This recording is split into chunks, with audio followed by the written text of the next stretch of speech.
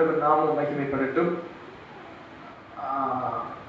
இந்த மாலை நேரத்தில் ஆண்டவர் நம்மோடு பேச விரும்புகிற ஒரு காரியம், இந்த கடைசி காலத்தில் ஒரு விசுவாச பிள்ளை எப்படி இருக்க வேண்டும்.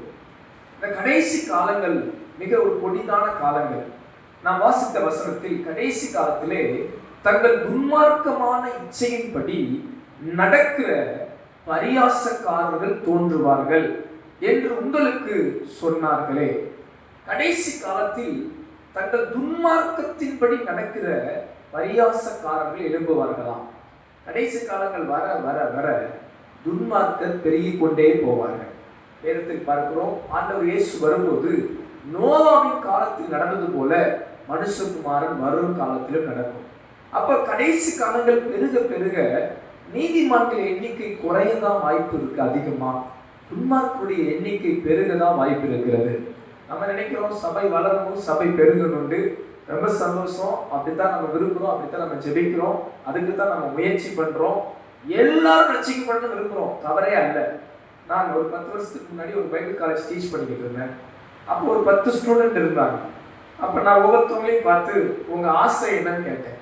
10 பேரையும் பார்த்து வரிசையா சொல்லுங்க உங்க ஆசை என்ன அப்படி வரிசையா கேட்கும்போது ஒரு அன்பான சகோதரி ஒருத்தவங்க இருந்தாங்க. அவங்க எந்திரிச்சு, பாஸ்டர் இந்தியா கிறிஸ்டியாவா மாறணும்னாங்க. இந்தியா என்னவா மாறணும்? கிறிஸ்டியாவா மாறணும். அப்படின்னு அர்த்தம், இந்தியாவுக்கு எல்லாரும் ரட்சிக்கப்படணும், எல்லாரும் கிறிஸ்தவங்களா மாறிடணும், இந்தியா அந்த பேரு கிறிஸ்தவ தேசம் என்று சொல்ற அளவுக்கு கிறிஸ்டியாவா மாறணும் அப்படின்னு சொன்னாங்க. நான் ரொம்ப சந்தோஷமா, அப்படியா சிஸ்டர், ரொம்ப சந்தோஷம் அப்படின்னு ஒரு வினாடி சிரிச்சு அவங்கள பார்த்தேன். சிஸ்டர் உங்க ஆசை ரொம்ப நல்ல ஆசை, ஆனா இது நிறைவேறுமான்னு என்ன பண்ணாது தெரியாது, கர்த்தரே அறிவார், இது நடக்கணும்னு நானும் விரும்புறேன்.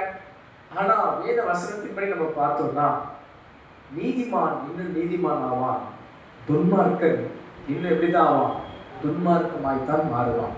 அப்ப இந்த கடைசி காலத்துல துன்மார்க்கர்கள் பெருகுவார்கள். அதுவும் எப்படிப்பட்ட பரியாசக்காரர்கள் இருக்கிற துன்மார்க்க கூட்டம் பெருகும் என்று வேதம் சொல்கிறது. அவர்கள் எப்படிப்பட்டவர்களாம்? பிரிந்து போகிறவர்களாம். அவர்கள் எப்படிப்பட்டவர்கள்? பிரிந்து போகிறவர்கள். அவர்கள் ஜென்ம சுபாவத்தால் ஆவி இல்லாதவர்கள். இந்த கடைசி காலத்தில் இருக்கக்கூடியவர்கள் எப்படிப்பட்டவர்களா இருப்பாங்க? அவர்கள் துன்மார்க்கமான பரியாசக்காரர்கள். அவர்கள் துன்மார்க்கத்தை குறித்து பரியாசம் பண்ணுவார்கள். அவர்கள் பிரிந்து போவார்கள், சத்தியத்தை விட்டு பிரிந்து போவார்கள், தேவனை விட்டு பிரிந்து போவார்கள், சபைகளை விட்டு பிரிந்து போவார்கள். அவர்கள் பாருங்கள் ஜென்ம சுவாவமுடையவர்களாய் வாழ்வார்கள். அவர்கள் ஆவி இல்லாதவர்களாய் இருப்பார்கள். கரமையத்தில் அல்லேலூயா சொல்லுங்க, அல்லேலூயா. ஆனால் வேதம் நம்மை குறித்து என்ன சொல்லுகிறது தெரியுமா? நீங்களும் நானும் எப்படி இருக்க வேண்டும் என்று சொல்லுகிறது தெரியுமா? 20ஆம் வசனம் சொல்லுகிறது, நீங்களோ பிரியமானவர்களே.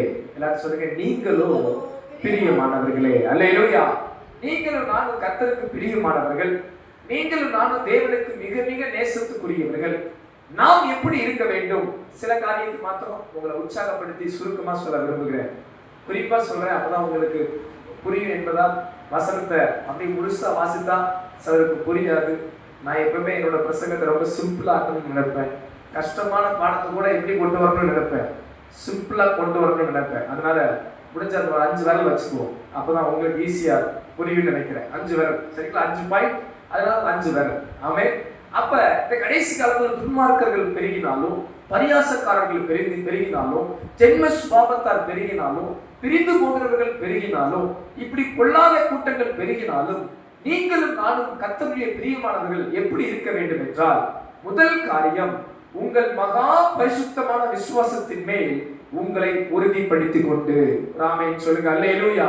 அப்ப இந்த கடைசி காலத்துல பாவம் பெருகினாலும், துன்மார்க்கம் பெருகினாலும், மோசமானவர்கள் பெருகினாலும், நீங்களும் நானும் எப்படி இருக்க வேண்டும்? முதல் காரியம், விசுவாசத்தில் உறுதியா இருக்க வேண்டும். அப்படி வரல என்ன மாதிரி வச்சு சொல்லுங்க பார்க்கலாம். விசுவாசத்தில் உறுதியா இருக்க வேண்டும். ஹல்லேலூயா. அப்ப பாருங்க, துன்மார்க்கம் பெருகலாம், பாவம் பெருகலாம், மோசமானவர்கள் பெருகலாம், எல்லாம் பெருகினாலும் கர்த்தருடைய பிள்ளைகள் நீங்களும் நானும் விசுவாசத்தில் உறுதியா இருக்க ஆண்டவர் கிருபை தருவாராக. பாருங்க, இயேசுவை நம்புகிற விசுவாசம் நமக்கு பெரிய பாக்கியம். கர்த்தரை பற்றுகிற விசுவாசத்துல நிலைத்து இருக்க வேண்டும். இந்த விசுவாசம் ரட்சிப்புக்கு ஏதுவான விசுவாசம், நித்தியத்துக்கு ஏதுவான விசுவாசம். உங்களுக்காக எனக்காக இயேசு மரித்தது, அவரை நம்பும் போது நமக்கு பாவ மன்னிப்பு உண்டாவது, அவரால் நமக்கு நித்திய ஜீவன் என்கிற இந்த விசுவாசத்துல நாம் நம்மை உறுதிப்படுத்திக் கொள்ள வேண்டும். இந்த விசுவாசத்தை குறித்து வேதம் சொல்கிறது மகா பரிசுத்தமான விசுவாசமா. இந்த விசுவாசம் எப்படிப்பட்ட விசுவாசம்? மகா பரிசுத்தமான விசுவாசம். நீங்க நினைக்காதீங்க நம்ம இயேசுவை நம்புறது சாதாரணமா நினைக்காதீங்க. இல்லை, பாருங்க, எத்தனையோ ஞானவான்களுக்கு அந்த காரியம் வெளிப்படல. நம்ம பேதைகளா இருக்கிற நமக்கு கர்த்தர் ரட்சிப்பை தந்திருக்கிறார். எத்தனையோ ஞானிகள், உலகத்துல பெரிய பெரிய ஞானிகள் இருக்கிறோம், அந்த ஞானிகளுக்கே இந்த தெளிவு கிடைக்கல. ஆனா கர்த்தர் நமக்கு இந்த தெளிவை கொடுத்துட்டார். ஜீவனுள்ள தேவன் யார், சத்தியம் எது, வசனம் எது என்கிற ஒரு தெளிவை நமக்கு கொடுத்திருக்கிறார். அப்ப இந்த விசுவாசத்துல நம்ம உறுதியா இருக்கணும். உங்களுக்கு நான் தாழ்மையா சொல்றேன், இந்த விசுவாசம் உங்களுக்கு சோதனை வரும். நீங்க உண்மையா ஆண்டவர் பிள்ளையா வாழ்றதுக்கு இந்த பூமியில ரொம்ப சோதனை வரும். சாதாரணமான காரியம் அல்ல. ஏன்னா அந்த உலகம் ரொம்ப பொல்லாங்கனுக்குள் இருக்கிறதுனால, பொல்லாங்க இந்த உலகத்தை ரொம்ப ஆளுகை செய்யணும்னு நினைக்கிறதுனால, இச்சைகள், பாவங்கள், அசுத்தங்கள், பொல்லாத கிரியைகள், பொல்லாத நட்புகள், நான் சொன்னது போல துன்மார்க்கமான பரியாசக்காரர்கள், இப்படி ஆவி இல்லாதவர்கள், அநியாயம் செய்கிறவர்கள், அக்கிரமக்காரர்கள் நம்ம விசுவாசத்தை வழிவிலக செய்வார்கள். நமது விசுவாசத்தை விட்டு பிரிந்து போக பார்ப்பார்கள். நமது விசுவாசத்தை விட்டு இழுத்து விட நினைப்பார்கள். ஆனால் நீங்களும் நானும் நமக்கு தேவன் கொடுத்த இந்த விசுவாசத்திலே உறுதியாய் இருக்க கர்த்தர் நமக்கு பலன் தருவாராக. ஹல்லேலூயா. ஒரு ஓட்டப்பந்தய வீரன் இருந்தான். அவன் தினந்தோறும் காலையில் எந்திரிச்சு நல்லா ஓடி பிராக்டிஸ் பண்ணுவான். ஏன்னா அந்த ஓட்டப்பந்தய நாள் வந்தா அவன் ஜெயிக்கணும், பரிசு பெறணும், கோப்பையை வெல்லணும், அந்த மெடல் கப்பு வாங்கணும்னு சொல்லி ரொம்ப பிரயாசப்படுவான், ரொம்ப பயிற்சி எடுப்பான். இப்படி ஒரு 4-5 நண்பர்கள் சேர்ந்து தினந்தோறும் முயற்சி எடுத்தார்களாம். அப்படி ஒரு 3 நண்பர்கள் இணைந்து கொண்டு முயற்சி எடுக்கிறார். அப்ப இவன் பயிற்சி பெற்று, இவர்கள் எல்லாரும் பயிற்சி எடுத்து பரிசை பெறக்கூடாது என்று ஒருத்தர் பார்த்துக்கிட்டே இருந்தான். இவங்க 3 பேர்த்தையும் நம்ம என்ன பண்ணணும்? கவுத்தணும். இந்த 3 பேர்த்தையும் நம்ம என்ன பண்ணணும்? கவுத்தி அவங்க பரிசு பெறக்கூடாது, இவனை அந்த எல்லையை கொண்டு போகக்கூடாது, இவங்க நல்லா பயிற்சி பெற்று போட்டியில் ஜெயிச்சிடக்கூடாது அப்படின்னு சொல்லி இவங்க பயிற்சியை கெடுக்கிறதுன்னு ஒருத்தர் வருவானா. டெய்லி காலையில் வருவான். என்னப்பா இப்படி சும்மா சும்மா ஓடிக்கிட்டு இருக்கிற, சும்மா சும்மா எக்ஸசைஸ் பண்ணிக்கிட்டு இருக்கிற, இப்படிலாம் செய்யாதப்பா, ஏன் செய்யற அப்படின்னு கேட்கணும். நீ அமைதியாரு, எனக்கு வர்ற 10ஆம் தேதி எனக்கு போட்டி இருக்கு, நான் பயிற்சி எடுத்து பாரு, ஃபர்ஸ்ட் பிரைஸ் வாங்க போறேன் அப்படின்ட்டு ரொம்ப உற்சாகமா 3 பேர் செஞ்சுக்கிட்டு இருந்தாங்களாம். இந்த சோதனைக்காரன், அவனுக்கு ஒரு பேர் வச்சிருவோம். என்ன பேரு? சோதனைக்காரன். ஏன்னா நம்ம வாழ்க்கையில சில சோதனைக்காரன் வருவார்கள். சொல்ற அல்லேலூயா. விசாசு மாதிரி வந்தா நம்ம தப்பிச்சிருவோம். ஒனிடா டிவி நாடகம் இருக்குது, விளம்பரம் பார்த்துருக்கிறீங்களா? முன்னாடி காலத்துல ஒனிடா டிவியா தெரியுமா? சோதரம் 90s கிட்ஸ்க்குலாம், இப்பெல்லாம் நீங்களாம் 20s கிட்ஸ், அம்மாவெல்லாம் பார்த்தாங்களா தெரியல. அப்போ பழைய காலத்து எங்களை மாதிரி ஆட்கள் இல்லை. அப்போலாம் எங்களுக்கு ஃபேமஸ் இந்த ஒனிடா டிவி தான் தெரியும். இந்த ஒனிடா டிவி விளம்பரம் வரும்போது, அந்த விளம்பரத்துக்கு வர ஒரு ஆள் 2 கொம்பு வச்சுட்டு வருவான். அம்மா பார்த்துருக்கீங்களா? ஓ சரி சரி, அம்மா பார்த்துருக்குறாங்க. 2 கொம்பு வச்சுட்டு வருவோம். அப்போ பாருங்க, சாத்தான் 2 கொம்பு வச்சுட்டு வந்தா தப்பிச்சு ஓடிடும். அப்போ பிசாசு வருதுடா அப்படின்னு சொல்லி. ஆனால் வசனம் சொல்லி சாத்தான் எப்படி வருவான் தெரியுமா? ஒளியின் தூத பேசத்தை கூட தனித்து வருவானா. அவன் பாருங்க, பிசாசானவன் தந்திரசாலியா இருக்கும்.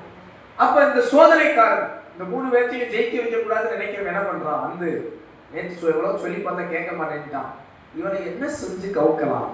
பாருங்க, நம்ம சில நேரம் வாழ்க்கையில ஜெயிக்கிறதுக்கு நம்ம உட்காந்து யோசிக்கலன்னு வச்சுக்கோங்களேன், நம்மளை தோக்க வைக்க ஒரு ஆளை உட்காந்து யோசிச்சுக்கிட்டு இருக்கிறான். நீங்களும் நான் நம்ம வாழ்க்கையில எப்படி முன்னேறணும், எப்படி ஜெயிக்கணும், நம்ம எப்படி நல்லா வாழணும், ஆண்டவருக்காக ஜீவிக்கணும் யோசித்து சிந்திச்சு செயல்படலைன்னா பின்னாடி ஒரு டீம் நமக்காக பிளான் பண்ணுது. என்ன பிளான் பண்ணுது?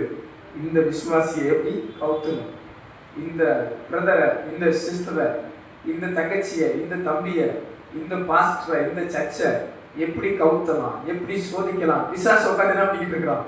பிளான் பண்ணிக்கிட்டு இருக்கிறான். சரி, இப்படி சோதனைக்காரன் வந்து நேற்று எவ்வளவோ சொல்லி பார்த்தோம், கேட்கல. இன்னைக்கு என்ன பண்ணலாம்? இவன் வந்தான், மச்சி வா, வந்தேன்னா உனக்கு 1000 ரூபா கொடுப்பேன், நம்ம போய் என்ன பண்ணலாம்? ஸ்பெஷலாக ஏதாவது சாப்பிடலாம், நீ ஏதாவது பண்ணலாம், ஜூஸ் குடிக்கலாம். இப்படி ஏதோ ஒன்று சொன்ன உடனேயும் அவ்வளோதான் ஓடணும்னு நினச்சவனுக்கு என்ன வந்துருச்சு? ஒரு சின்ன ஆசை. சரி 1000 ரூபா கொடுக்குறேன்னு சொல்கிறான், என்ன பண்ணலாம்? சரி போய் கொஞ்ச நேரம் என்ஜாய் பண்ணிட்டு வருவோம் அப்படின்னு சொல்லி அந்த 1000 ரூபாயை பார்த்துட்டு என்ன பண்ணிட்டான், கொஞ்சம் ஓடி போய் அவன் கூட சேர்ந்து கொஞ்சம் நல்லா என்ஜாய் பண்ணுறேன்னு நினைச்சவன் ஒரு நாள் 2 நாள் என்ஜாய் பண்ணவனுக்கு 3ஆவது நாள் எந்திரிச்சு வந்து ஓடணும்னு விருப்பமே வரல. அப்படி அவன் அவுட் ஆகிட்டான். 2ஆவது நாள் மற்ற 2 பேரையும் கவுத்துறதுக்கு வேற ஒரு பிளானோட, வேற ஒரு திட்டத்தோட, வேற ஒரு எண்ணத்தோட, இப்படி இந்த சோதனைக்காரன் வந்து 3 பேரையும் அந்த ஓட்டத்துல பயிற்சி எடுக்க முடியாதபடி, ஜெயிக்க முடியாதபடி தடுத்து போட்டு வீழ்த்தி போட்டான். அன்பானவர்களே, நம்ம விசுவாசத்துல அப்படி சோதனை வரும். அதான் வேதம் சொல்லுகிறது, விசுவாசத்தை துவக்கினவரும் முடிக்கிறவருமாகிய இயேசுவை நோக்கி பொறுமையோடு ஓட கிடவும். அப்ப நம்ம விசுவாசத்துக்கு சில சோதனைகள் வரும். நீங்க ஆண்டவர் நம்புகிற விசுவாசத்துக்கு உங்களே சில கேள்வி கேட்பாங்க. இயேசு வேணா நீ இவனோட பார்த்துருக்கியா, இயேசு நீ எல்லாம் பார்த்தியா, இயேசுன்னு சொல்ற இயேசுதான் உண்மையான ஆண்டவரா? எல்லாரும் ஒரே ஆண்டவர் தான், அவரு ஆண்டவர் தான், இவரு ஆண்டவர் தான், எல்லாரும் ஒரே கடவுள் தான். இப்படி பல பல விதங்களில உங்க விசுவாசத்தை சிதைக்க, உங்க விசுவாசத்தை விட்டு வழி விலகி செய்ய எத்தனையோ திட்டங்களை இந்த உலகமும் சாத்தானும் எதிர் வல்லமைகளும் செய்யும். ஆனால் வேதம் சொல்கிறது, உங்கள் மகா பரிசுத்தமான விசுவாசத்திலே உங்களை உறுதிப்படுத்திக் கொள்ளுங்கள். ஹல்லேலூயா. அப்ப முதல் காரியம் விசுவாசத்திலே உறுதியாக இருக்க வேண்டும். 2வது காரியம் பாருங்க, வசனம் சொல்கிறது, பரிசுத்த ஆவிக்குள் ஜெபம் பண்ணி. பாருங்க, நம்ம விசுவாசத்துல உறுதியா இருப்போம். நான் இருக்கிறவங்களே பார்த்து சொல்றீங்க, நம்ம விசுவாசத்துல ஸ்டெடியான ஆள், அது ரொம்ப சந்தோஷம். ஆனா அது மட்டும் நமக்கு பத்தாது, நம்ம ஜெபம் பண்றவங்களா இருக்கணும். 2வது காரியம் ஜெபம் பண்ண வேண்டும். 2வது காரியம் நல்ல ஜெபிக்க வேண்டும். பாருங்க, ஜெபிக்காம நமக்கும் ஆண்டவருக்கும் உறவு இருக்காது. ஜெபத்தை ரொம்ப கடுமையா நினைக்காதீங்க. நான் ரொம்ப சிம்பிளா சொல்லிக் கொடுப்பேன். சின்ன பிள்ளைகளுக்கு தான் நான் சொல்லிக் கொடுப்பேன். நீங்க அப்பா கூட பேசுற மாதிரி நீங்க மனம் விட்டு பேசணும். உட்காரும் போது பேசலாம், எந்திரிக்கும் போது பேசலாம், நீங்க வாகனத்துல போகும்போது பேசலாம். நான் என் இள வயதுல அதிகமா நான் சைக்கிள் வச்சிருந்த காலங்கள், சைக்கிள் ஓட்டும் போது நான் ஆண்டவரை ஜெபம் பண்ணிக்கிட்டே போவேன், பாடல் பாடிக்கிட்டே இருப்பேன். இந்த பயிற்சி எடுத்துக்கொள்ளுங்க. உங்க நாம ஆண்டவரை துதிக்கிற பாடல் பாடிக்கிட்டே இருங்க. நீங்க தனிமையா இருக்கும்போது ஜெபம் பண்ணிக்கிட்டே இருங்க. நீங்க ஆண்டவரோட நெருங்கி உறவாடுங்க. நல்ல என்ன முடியுமோ நேரம் ஒதுக்கி மொட்டை மாடி, தனி இடம், இது மாதிரி நேரங்களில் நீங்க ஆண்டவரோட தனியா உட்காந்து ஜெபம் பண்ணி பாருங்க. எனக்கு நல்ல சில நினைவுகள் ஞாபகம் இருக்கு, சில நிகழ்வுகள் என் வாழ்க்கையில ஞாபகம் இருக்கு. தனித்து ஆண்டவரோடு ஜெபித்த நாட்கள் எனக்கு நல்ல ஞாபகம் இருக்கு. என் இள வயதுல வாலிப நாட்களில நான் தனிமையா போய் கதறி அழுத நேரங்கள் எனக்கு ஞாபகம் இருக்கு. நீங்க ஜெபம் பண்ணுங்க, உங்க வாழ்வை கர்த்தர் ஆசீர்வதிப்பார். பரிசுத்த ஆவிக்குள் ஜெபம் பண்ண வேண்டும். 2வது காரியம், இந்த கடைசி காலத்துல முதல்ல விசுவாசத்துல உறுதியா நிக்கணும். 2வது பரிசுத்த ஆவிக்குள் என்ன பண்ணணும், ஜெபம் பண்ண வேண்டும். நீங்க ஜெபிக்கும் போது கர்த்தர் ஒரு விசேஷித்த மாற்றத்தை கொடுப்பார், விசேஷித்த விடுதலையை கொடுப்பார், விசேஷித்த அற்புதம் செய்வார். நீங்க ஜெபிக்கும் போது தேவ வல்லமையை பார்ப்பீங்க, தேவ அற்புதத்தை பார்ப்பீங்க, ஆண்டவர் உங்களோடு இடைபெறுறதை பார்ப்பீங்க, ஆண்டவர் உங்களுக்கு சில காரியங்கள் பேசுகிறத கேட்பீங்க, ஆண்டவர் உங்க உள்ளத்துல அவருடைய வல்லமையை காண்பிக்கிறத பார்ப்பீங்க. இப்படி பல காரியங்களை சொல்லிக்கொண்டே இருக்கலாம். ஜெபம் ரொம்ப அவசியமானது. தேவனுக்கு நமக்கு உள்ள உறவு அது காண்பிக்கும். பாருங்க, வேதத்துல எத்தனையோ தேவ மனிதர்கள் தேவனோடு சஞ்சரித்தார்கள். நான் உங்களை உற்சாகப்படுத்துறேன், ஆண்டவரோடு நல்ல நெருங்கி பழகுங்க, நெருங்கி பழகுங்க. ஆண்டவரை மாதிரி ரொம்ப நல்லவர் யாருமே இல்லை. நீங்க தப்பு பண்ணா கூட ஆண்டவர் ஓப்பனா சொல்லலாம், ஆண்டவரே நான் இந்த தப்பு பண்ணிட்டேன். நான் ஆண்டவர் ரொம்ப ஓப்பனா இருப்பேன்.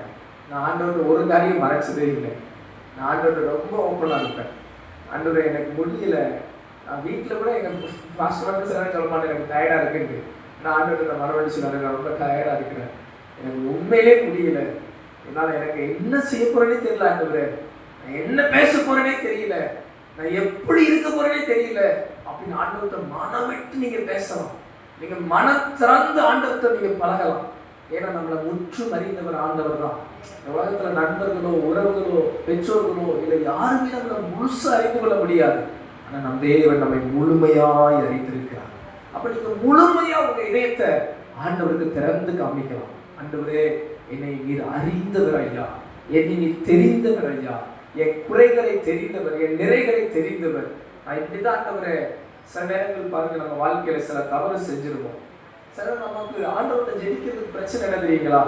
சில நேரம் நம்ம செஞ்ச தவறுனால நம்ம ஜெபிக்க மறுப்போம். நான் தாழ்மையா சொல்றேன், உங்க வாழ்க்கையில தப்பு பண்ணிட்டேன் அதனால நான் ஜெபிக்க மாட்டேன்னு இருக்காதீங்க. நீங்கள் தப்பு பண்ணாதான் இன்னும் அதிகமாக ஜெபிக்கும். நான் மறுபடியும் ஆண்டவர், நான் உங்களுக்கு தாழ்மையாக சொல்கிறேன், நான் நீதிமான் சொல்கிறவன் ஆண்டவர்கிட்ட ரொம்ப நெருங்கவே முடியாது. நான் பாவின்னு யார் சொல்கிறானோ அவன் தான் ஆண்டவர்கிட்ட ரொம்ப நல்லா நெருங்க முடியும். நான் ரொம்ப பரிசுத்தமான்னு சொல்கிறவன் ஆண்டவர்கிட்ட ரொம்ப நெருங்க முடியாது. ஆண்டவரே என்னை பரிசுத்தமாக்கும் அப்படி சொல்கிறவங்க தான் ஆண்டவர்கிட்ட ரொம்ப நெருங்க முடியும். அப்படி நீங்கள் ஜெபம் பண்ணுறதுல ஸ்திரமாக உறுதியாக இருந்தீங்கன்னா உங்கள் வாழ்வில் ஆண்டவர் ஒரு பெரிய அற்புதம் செய்வார். ஹல்லேலூயா. ஜெபத்தை குறித்து சொல்லும்போது ஒரே ஒரு காரியத்தை மட்டும் நான் சொல்கிறேன். என் வாழ்க்கையில் நடந்த ஒரு உண்மையான சம்பவம். என் சிறு வயதில் இயேசுதான் ஆண்டவர் நான் அறிந்து கொள்றதுக்கு இந்த முதல் ஜெபம் தான் எனக்கு காரணமாக இருந்துச்சு. என்ன தெரியல, இதை சொல்லணும் எனக்கு நான் உணர்த்துப்படுறேன். நீங்கள் சிலராக இருந்தாலும் இந்த வார்த்தையை உங்களுக்கு நான் சொல்லி உங்களை உற்சாகப்படுத்த விரும்புகிறேன். நான் ஒரு அனாதை ஹாஸ்டலில் படித்தேன். எங்கள் அப்பா சிறு வயதிலே மறித்து போயிட்டேன். நான் ஒரு 3rd ஸ்டாண்டர்ட் படிக்கும்போது எங்கள் அப்பா மறித்து போயிட்டேன். நான் எங்கள் அப்பாவை ரொம்ப நேசித்தேன். எனக்கு ரொம்ப அந்த காலங்கள் ஞாபகம் இல்லை. ஆனால் எனக்கு அப்பா இல்லை. எங்கள் அண்ணன் ஒரு நல்ல பெஸ்ட்டான ஹாஸ்டலில் எங்கள் அண்ணனை சேர்த்தாங்க. சென்னையில் தான் எங்கள் அண்ணன் படித்தாங்க. ராமகிருஷ்ணா மிஷன் ஹாஸ்டலில். நல்ல ஃபுட்டு, நல்ல சாப்பாடு, பெஸ்ட்டு டீச்சிங். இப்போலாம் சிபிஎஸ்சி படிக்கிறது ரொம்ப போட்டி போடுறோம். அங்கே நல்ல ஹை குவாலிட்டி டீச்சிங், சிபிஎஸ்சி டீச்சிங்கில் ஃபீஸே இல்லாமல் ரொம்ப டாப் கிளாஸ் ஸ்கூல். ஏன்னா எங்கள் ஸ்கூல் ஃபஸ்ட்டு வருவாங்க. அதனால் அவங்களே ஸ்கூல்லேருந்தே அனுப்பிட்டாங்க ராமகிருஷ்ணா ஹாஸ்டல். அதனால் நல்லா படித்தாங்க. நானும் எங்கள் அம்மா சொல்லுவாங்க, நீ ஹாஸ்டலுக்கு போகிறேன்னு கேட்டு அதான் சேர்த்து விட்டுன்னு சொல்லுவாங்க. ஆனால் எனக்கு ஞாபகம் இல்லை, நான் சின்ன வயசில் கேட்டதாண்டு. என்னையும் தூக்கி எங்கள் அம்மா என்ன பண்ணிட்டாங்கன்னா, ஒரு எங்கள் பாருங்க வாழ்க்கையில் பாருங்க தேவன் எப்படி செய்கிறாரு. எங்கள் அண்ணனை ஒரு ஹிந்து ஹாஸ்டலில் சேர்த்துட்டாங்க, என்னைய ஒரு கிறிஸ்டியன் ஆர்ஃபனேஜில் சேர்த்து விட்டாங்க. பாருங்க ஆண்டவருடைய தெரிந்தெடுப்பு பாருங்க எப்படி தசை மாறுது. என்னைய ஒரு ஆண்டவரை ஏற்றுக்கொண்ட ஒரு கிறிஸ்தவ ஹாஸ்டலில் சேர்த்து விட்டுறாங்க. அங்கே பார்த்தீங்கன்னா அங்கே நல்ல சாப்பாடு போடுவாங்க. இந்த கிறிஸ்டியன் ஹாஸ்டலில் சோறே பார்த்துட்டாங்க. உண்மை அதுதான். கூழு தான் கிடைக்கும் காலையில். இந்த பேப்பர் ராகி கூழு தான் கிடைக்கும், கோதுமை கூழ். இதுதான் ஒரு நாள் கோதுமை கூழ் கிடைக்கும், ஒரு நாள் ராகி கூழ் கிடைக்கும். அதில் கூழு மிதக்கும். நாங்கள் கண்டபடி கலக்கி வந்து குடிச்சிருவோம். அது மாதிரி கஞ்சி தான், ரசம் தான். ஒரு சாம்பார் ஒரு நாள் வச்சா 3 நாள் வச்சு உபயோகிடுவாங்க. ஏன்னா அவங்களுக்கு பணம் இருக்காது. நிறைய பிள்ளைகளை படிக்க வைக்கணும், நிறைய பிள்ளைகள் படிக்கிறாங்க, கஷ்டம். இப்படி தான் அந்த ஹோமில் நான் வளர்ந்தேன். அப்போ ஒரு நாள் என்னாச்சுன்னா, நான் ஹாஸ்டலில் சேர்ந்து சில நாட்களுக்குள்ள என்னுடைய சூட்கேஸோட சாவி தொலைஞ்சிருச்சு. அப்போ எனக்கு யாரை போய் கேட்க, யார்கிட்ட போய் உதவியை கேட்கனே தெரியல. நான் யார்கிட்ட போய் கேட்டால் எனக்கு கிடைக்கணும் எனக்கு அனுபவம் இல்லை. அப்போ தான் 5th ஸ்டாண்டர்ட் படிக்கிற நேரம். ஆனால் அங்கே வந்து சில நாட்களுக்குள்ள எனக்கு ஒரு வசனம் சொல்லி கொடுத்தாங்க. ஆபத்து காலத்தில் என்னை நோக்கி கூப்பிடு. ஆபத்து வந்தால் ஆண்டவர் இயேசுவை நோக்கி கூப்பிட்டு பார், அவர் உனக்கு ஒரு அற்புதம் செய்வார் என்ற ஒரு சத்தியத்தை மட்டும் எனக்குள்ள விதைச்சிட்டாங்க. அந்த கஷ்டமான நேரத்தில் திடீர்னு எனக்கு சிந்தையில் வந்தது, எனக்கு ஒரு வாழனை தேடுவோம், ஒரு நண்பனை தேடுவோம், இல்லை வேற யாராவது கேட்போன்ற எண்ணம் வராம, ஏன் இந்த ஆபத்து நேரத்தில் ஆண்டவர் இயேசுவை நோக்கி கூப்பிடக்கூடாதுன்னு ஒரு எண்ணம் வந்துருச்சு.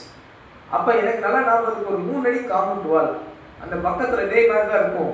நான் உலகால் படிக்கிட்டு கண்ணம் மூடி என் வாழ்க்கையில் செஞ்ச உண்மையான, இப்பயும் நான் தேவ சமூகத்தில் பயபக்தியாக சொல்லுவேன், அப்படி ஒரு சீரியஸாக ஜெபம் பண்ணுனா இப்போ கூட நான் பல மணி நேரம் ஜெபிச்சா கூட அன்னைக்கு நான் ஜெபிச்ச அந்த 1 நிமிஷம் ஜெபத்துக்கு ஈடாகுமான்னு கேட்டால் எனக்கு பதில் சொல்ல தெரியல.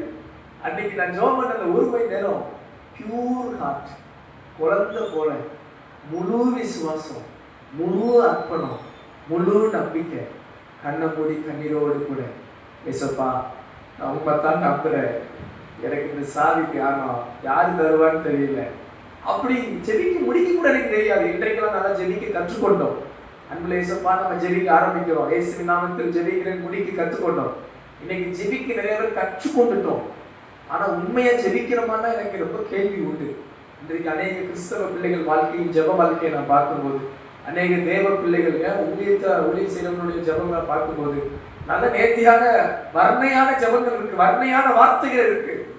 உண்மையும் உணர்வு பூர்வமான ஜெபம் இருக்கா, உண்மையும் உள்ளமுமான அர்ப்பணத்தோடு ஜெபம் இருக்கான்னு தெரியல.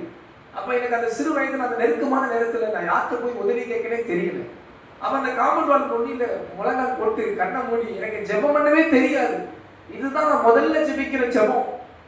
1 நிமிஷம் கூட நான் ஜெபிக்கல, எப்படி முடிக்கன்னு கூட தெரியல. இப்படி நான் ஜெபித்து கொண்டிருந்த போதே ஒருவன் ஓடி வந்து என் சோல்டரை தட்டி என் கையை ஓப்பன் பண்ணி நான் எந்த காரியத்துக்காக ஜெபிச்சனோ அந்த சாவியை கையில் கொடுத்து மடக்கி இதுதான் உங்கள் சாவியாக பார்த்துக்கிட்டேன்னு சொன்னாங்க. என் வாழ்க்கையில் மறக்க முடியாத அனுபவம். நான் சுமார் அந்த ஹாஸ்டலில் தான் +2 முடித்தேன், காலேஜ் முடித்தேன். நான் அங்கே அந்த ஹாஸ்டல் மூலமாக அங்கே இருந்த சபையில் தான் பல வருஷம் ஊழியம் செஞ்சேன். ஆனால் எத்தனையோ ஆண்டுகள் நான் கடந்தாலும் எனக்கு யார் கொடுத்தா நான் கண்டுபிடிக்கவே முடியல. என் ஜெபத்தை கேட்ட ஒரு ஆண்டவர் இருந்தார் என்று நான் கண்டுபிடித்தேன். அல்லேலூயா. அப்ப ரெண்டாவது ஒரு காரியம் அன்பானவர்களே, இந்த கடைசி காலத்துல ஜெபம் பண்ண நாம் கற்றுக்கொள்ள வேண்டும். ஜெபிக்கிறவர்களாய் நாம் மாற வேண்டும். நேரம் எடுத்து ஜெபிங்க. சமயம் வாய்க்கும் போதெல்லாம் ஜெபிங்க. எப்போதெல்லாம் வாய்ப்பு கிடைக்குதோ அப்போதெல்லாம் ஜெபம் பண்ணுங்க. கர்த்தர் உங்களை ஆசீர்வதிப்பார். ஹல்லேலூயா. முதல்ல விசுவாசத்துல உறுதியா இருப்போம், ஜெபம் பண்ணுவோம். மூன்றாவது காரியம் பாருங்க, தேவனுடைய அன்பிலே உங்களை காத்துக்கொண்டு. அல்லேலூயா. அன்புல நம்மளை காத்துக்கணும், அன்பை காத்துக்கணும். பக்கத்துல இருக்கிற பசங்க அன்பா இருக்கணும். அல்லேலூயா. வம்பு இருக்கக்கூடாது. நமக்கு என்ன இருக்கணும்?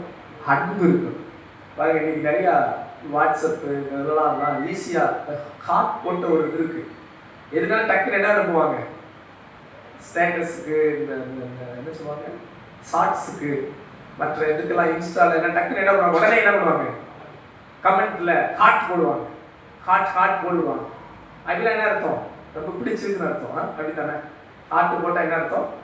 ரொம்ப பிடிச்சிருக்கு, ரொம்ப லைக் பண்ணுறோம், நேசிக்கிறோம் அப்படின்ற அடையாளமாக போடுறாங்க. ஆனால் உண்மையாக அன்பாக இருக்கிறாங்களா?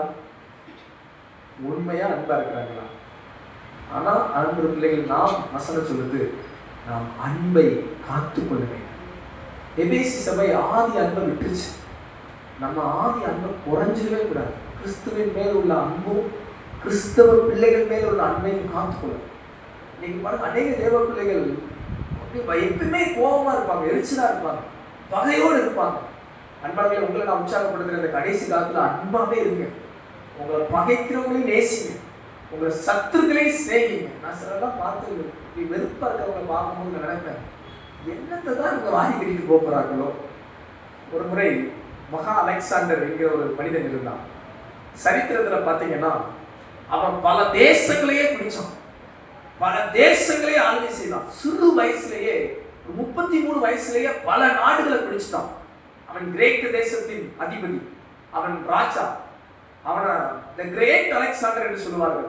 சிலருக்கு தான் த கிரேட் என்ற பதம் பயன்படுத்துவார்கள். மகா அலெக்சாண்டர், இவனை குறித்து மகா அலெக்சாண்டர் என்று சொன்னார்கள். ஏன்னா பல நாடை பிடிச்சிட்டான். இள வயதிலேயே யுத்த வீரனா இருந்தான், பயங்கர போர் தந்திரவாதியா இருந்து பல தேசத்தை வீழ்த்திட்டான். அப்படி வீழ்த்தி வரும்போது, பாரசீகத்தை கடந்து வரும்போது அவனுக்கு ஒரு ஜுரம் வந்துருச்சு. அவனுக்கு ஜுரம் வந்தபோது அவன் இள வயதிலேயே அவன் ரொம்ப சீரியஸ் ஆகி மறிக்க போகிற நேரம். அப்ப அவன் படை தளபதிகள்லாம் கூப்பிட்டு சொன்னான், எனக்கு நீங்க ஒரு வாக்கு பண்ணணும்னு சொன்னான். என்ன ராஜா, என்ன வாக்கு பண்ணணும், என்ன உங்களுக்கு நான் செய்யணும் அப்படின்னு கேட்டபோது, என்னை சவப்பட்டியில் வைத்து 2 பக்கம் ஒரு துவாரம் இட்டு என் கையை வெறுமையாய் வெளியே நீட்டி வைங்க. எல்லா நாட்டுக்காரனும் பார்க்கட்டும், எல்லா படை வீரர்களும் பார்க்கட்டும், இந்த பூமியில் இருக்க எல்லா மனுஷரும் தி கிரேட் அலெக்சாண்டர் வெறும் கையால மறிக்கிறான்னு பார்க்கட்டும். நான் ஒன்னையும் கொண்டுட்டு வரல, இந்த பூமியிலிருந்து நான் ஒன்னையும் எடுத்துட்டு போகல. இத்தனை நாடுகளை நான் பிடிச்சேன், ஆனாலும் என் கை வெறுமையா தான் குலுக்கி போகிறது என்பதை எல்லா ஜனங்களும் காணட்டும் என்று சொன்னான். யோசிச்சு பாருங்க, பெரிய ராஜா, பெரிய நாடுகளை பிடிச்சவன். அவன் இருக்கிற தந்தை எவ்வளவு இருந்திருக்கும், சொத்து எவ்வளவு இருந்திருக்கும், ஆஸ்தி எவ்வளவு இருந்திருக்கும், அவனுக்கு கிடைச்ச புகழ்ச்சி உயர்வு எவ்வளவு இருந்திருக்கும். ஆனா அவன் கண்டுபிடிச்ச ரகசியம் அநேக தேவ பிள்ளைகள் அறிந்து கொள்ள மறந்திருக்காங்க. நம்ம ஒன்றையும் கொண்டு வரவில்லை, ஒன்றையும் கொண்டு போவதில்லை. ஆனா நம்ம அந்த அன்புள்ள இதயமா இருந்தோம்னா ஜனங்கள் மேல் வைத்த அந்த அன்பு நிலைத்திருக்கும். கிறிஸ்துவின் மேல் உள்ள அந்த அன்பு, நம்ம தேவ பிள்ளைகள் மேல் உள்ள அந்த அன்பை காத்துக்கொள்வோம் என்றால் அது ஆண்டவருக்கு முன்பாக பிரதியா இருக்கும். நீங்கள் ஒருவரில் ஒருவர் அன்பா இருந்தால் நீங்கள் என் சீசர்கள் என்று இயேசு சொன்னார். ஆண்டவர் நமக்கு அந்த கிருபையை தருவாராக.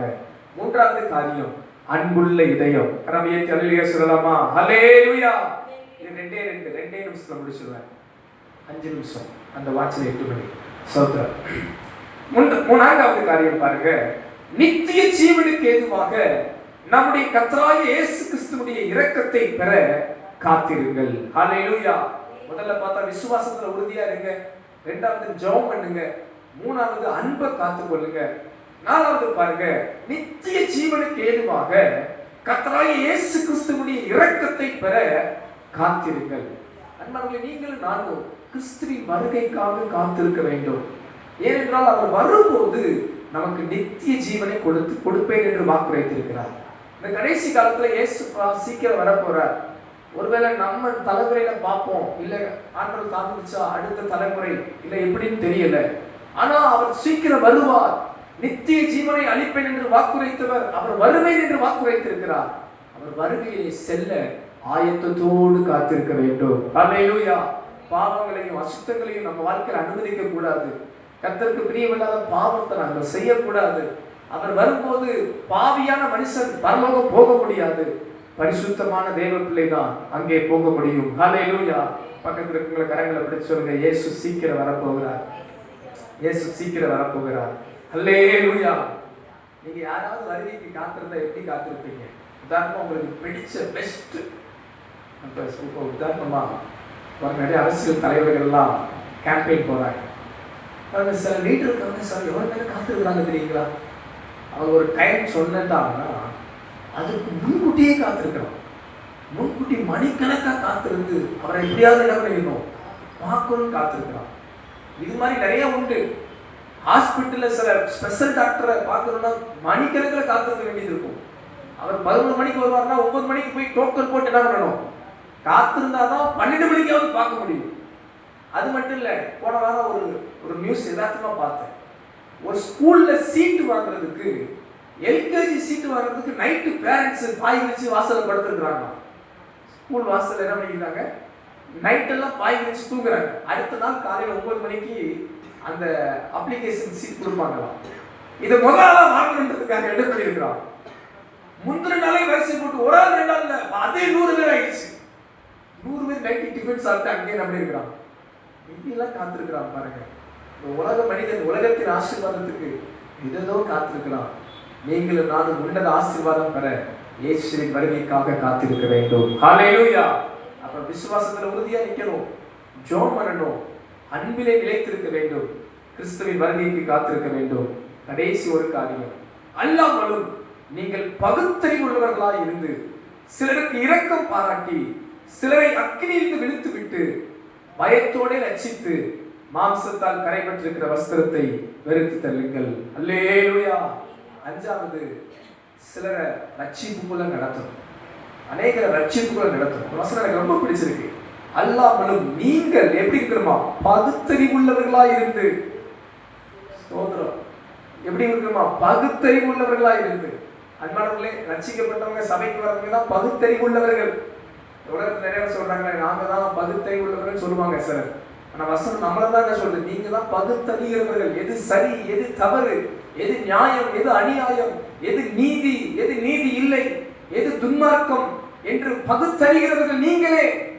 ஆதலால் என்ன பண்ணுங்க, சிலர் அக்கினியிலிருந்து ரட்சித்து சிலர் அழிவிலிருந்து காப்பாற்றி ரட்சிப்புக்குள்ளாய் நடத்துங்கள். அல்லேலூயா. இந்த 5 காரியம் செய்யுங்க. விசுவாசத்துல உறுதியா இருங்க, ஜெபம் பண்ணுங்க, அன்பை காத்துக்கொள்ளுங்க. அது மட்டும் இல்ல, இயேசுவின் வருகைக்கு காத்திருங்க, சிலர் ரட்சிப்புக்குள்ள நடத்துங்க. வேதம் சொல்கிறது, ஆண்டவர்களை வலுவாமல் காப்பார், பரலோகத்துல கொண்டு போய் நிறுத்துவார். ஹல்லேலூயா. அப்படி எளிமையில் இருக்கலாமா? இந்த மாலை நேரத்தில் ஆண்டவர் தாமே உங்களை ஆசீர்வதிப்பாராக.